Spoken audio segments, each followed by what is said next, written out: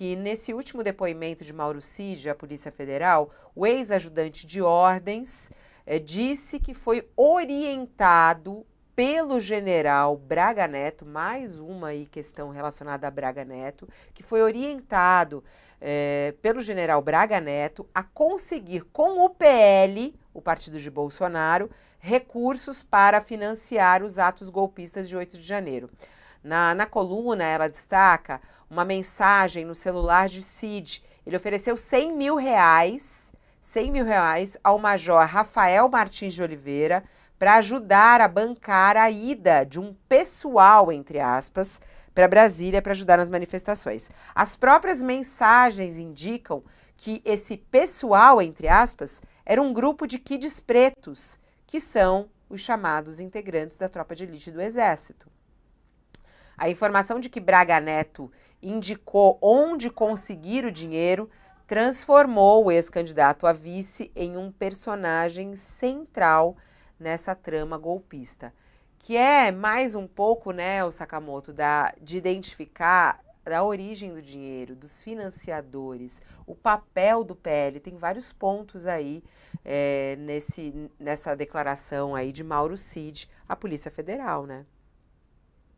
Fabiola, tem uma parte dessa história que já era amplamente conhecida, que é a questão dos 100 mil, né? Tem aquele diálogo do Mauro Cid com outro militar, acho que Rafael Martins, em que eles discutiam, né, a necessidade de dinheiro para trazer pessoas, trazer militares, trazer pessoal do Rio de Janeiro para Brasília para ajudar em manifestações no Congresso Nacional e no Supremo Tribunal Federal. As de 8 de janeiro de 2023 não. As que seriam realizadas no aniversário da Proclamação da República, no dia 15 de novembro de 2022. Como já comentamos aqui, sim, o 8 de janeiro era para ter acontecido antes, né? E aí, a partir da eclosão de uma manifestação mais violenta, tudo isso mais, o Bolsonaro baixaria uma GLO, estado de sítio ou de defesa, ia ser o caos, depois prendia Alexandre de Moraes, melava as eleições, botava uma coroa na cabeça e não saía nunca mais. Então, o que acontece? O Mauro Cid tem esse diálogo, né, de falando que, olha, precisaríamos de quanto se precisa, 100 mil, tudo, discute-se naquele despacho, né, que o Alexandre de Moraes fez, tem todos os dados lá, discute-se, inclusive, trazer, né, membros do grupo de operações especiais do Exército, chamados kits pretos, né, que inclusive são especialistas em ações de guerra assimétrica, de desestabilização do inimigo, ou seja, poderiam muito bem, né, estar infiltrados, como muitos afirmam que eles estavam infiltrados no 8 de janeiro, estavam infiltrados para poder aumentar e potencializar o tamanho do estrago, né? E aí o que acontece, né? Aí a novidade que se coloca agora é que esse dinheiro, né, poderia ser pedido foi pedido via Braga Neto, chegando até o Partido Liberal, né? E isso, na verdade, é grave, né? É grave porque se trata de um partido político, é grave porque se trata de Braga Neto, e no final das contas, isso aumenta o peso contra o general Braga Neto, que já está enroscado até o pescoço de questões da pandemia, passando por golpe de Estado e tudo isso mais. Vamos lembrar, tem declarações, tem registros. Braga Neto falava com militares, prometendo, olha, isso em dezembro, falando assim, olha, se a gente se manter mesmo no poder, então aí você me procura que eu te indico para um cargo tal. Falei, velho, eles realmente acreditavam que ia dar certo o plano de golpe, né? E o Braga Neto foi uma pessoa fundamental, pediu calma para as pessoas na beira dos quartéis, o pessoal se manter lá, que as coisas dariam certo, né? E também o próprio Valdemar da Costa Neto, que nos últimos dias, depois do seu depoimento para a Polícia Federal vir a público e aparecer que ele estava tirando o corpo fora, ele estava dando uma de Bolsonaro, né? Tirar o corpo fora quando acusado, né? Ele estava tentando se desvencilhar desse processo. Olha, não fui eu, foi o Bolsonaro que pressionou para que a gente entrasse no TSE questionando as urnas eletrônicas. Eu não queria, eu acredito nas urnas. Também o Valdemar tem bastante a se explicar nesse processo. Tem essa situação do Braga Neto que vai se complicando, né, nos detalhes dos depoimentos. E é importante saber, né, o papel do PL nesse sentido e quais serão as consequências para um partido político, Josias. Um partido político que possa ter apoiado financiado uma tentativa de golpe? O PL sobreviveu ao mensalão, né? O Valdemar Costa Neto foi preso e o partido continuou funcionando.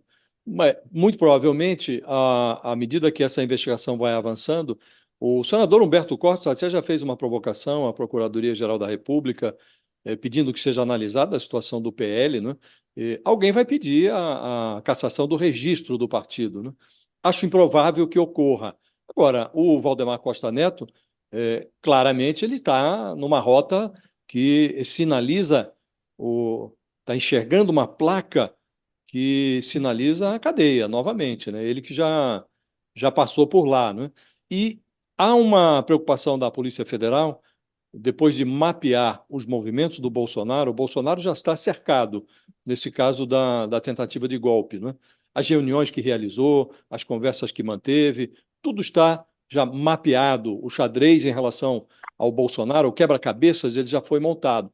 Mas há ainda algumas pontas soltas em relação aos cúmplices do Bolsonaro, entre eles o Braga Neto, o então comandante do Exército, o ministro da Defesa, o general Paulo Sérgio Nogueira, o general Augusto Heleno, que chefiava o Gabinete de Segurança Institucional. Esses personagens todos, em relação a eles, a Polícia Federal ainda está realizando diligências complementares e todos serão encrencados na medida da participação de cada um, e não foi participação pequena, todos eles tiveram participação efetiva. No caso do Augusto Heleno, tem lá uma gravação dele, uma reunião, aliás, da qual participou o Braga Neto, não sendo ministro de Estado, já estava fora, tinha concorrido a vice-presidente na chapa do Bolsonaro, as urnas já abertas, o Lula já consagrado, eleito presidente da República. Estava lá o Braga Neto naquela reunião, filmada, em que se discutia antes da abertura das urnas, aliás, me corrigindo, se discutia ali a possibilidade de virar a mesa antes da eleição, o Augusto Heleno dizendo não vai ter VAR, vamos virar a mesa, e o Braga Neto não era mais coisa nenhuma. Ele tinha sido ministro da Defesa e chefe da Casa Civil, estava ali como candidato a vice na chapa do Bolsonaro e participou dessa reunião em que se discutia abertamente o Bolsonaro instando os seus ministros a contestarem o resultado das urnas. Então, o Braga Neto, Fabíola, foi um personagem inexpressivo, até que o Michel Temer, durante o seu governo, o indicou como interventor no setor de segurança do Rio de Janeiro. E ele teve ali uma atuação discreta. Depois se revelou que, sob a descrição do Braga Neto, realizaram-se negócios que estão agora sob investigação da Polícia Federal, sob a supervisão da Procuradoria da República. E ele se converteu nesse personagem golpista. Chamou o general Freire Gomes, que resistiu ao golpe, há muita coisa a ser esclarecida também em relação ao Freire Gomes, mas o fato é que ele resistiu ao golpe, foi chamado de cagão pelo Braga Neto, né? Então, há já as digitais do Braga Neto, nessa tentativa de golpe, elas estão ali impressas. Agora, a Polícia Federal quer tornar essas digitais ainda mais nítidas. E o delator, o Mauro Cid, ele não tinha esclarecido esse aspecto que foi capturado numa troca de mensagens do Mauro Cid com outro oficial, um coronel, esse diálogo, olha, preciso aí de 100 mil para levar um pessoal, que depois se verificou seriam esses kids pretos, esses integrantes da Força Especial do Exército, para levá-los a Brasília. 100 mil é o bastante? Sim, 100 mil é o bastante. Isso não estava claro no depoimento do delator Mauro Cid. A polícia o espremeu nesse último depoimento que ele prestou e o Mauro Cid esclareceu que, em conversa com o Braga Neto o orientou a recorrer ao caixa do PL. Não está claro se o PL liberou o dinheiro. Se liberou, aí, de fato, o Valdemar estará numa situação ainda mais complicada. Mas há, nas cenas do 8 de janeiro, Fabiola, pessoas mascaradas com capuz na cabeça, descendo por um vão do Congresso Nacional, por uma corda, e gente muito treinada fazendo aquilo. desconfia-se, a polícia está investigando isso, que seriam integrantes desses quids pretos aí, o destacamento do Exército que o Mauro Cid queria trazer para Brasília. Então, há essa suspeita de que houve participação de gente treinada também no 8 de janeiro. Daí a relevância desse trecho do último depoimento do Mauro Cid, em que a polícia o espremeu para saber, olha, de onde vinha o dinheiro. Agora, precisa saber se o PL liberou ou não. E o Braga Neto ele está já encrencado, mas à medida que a investigação avança, os detalhes em relação à participação dele vão sendo esmiuçados. Vamos agora falar um pouquinho sobre a reunião ministerial ontem de Lula, 11h20.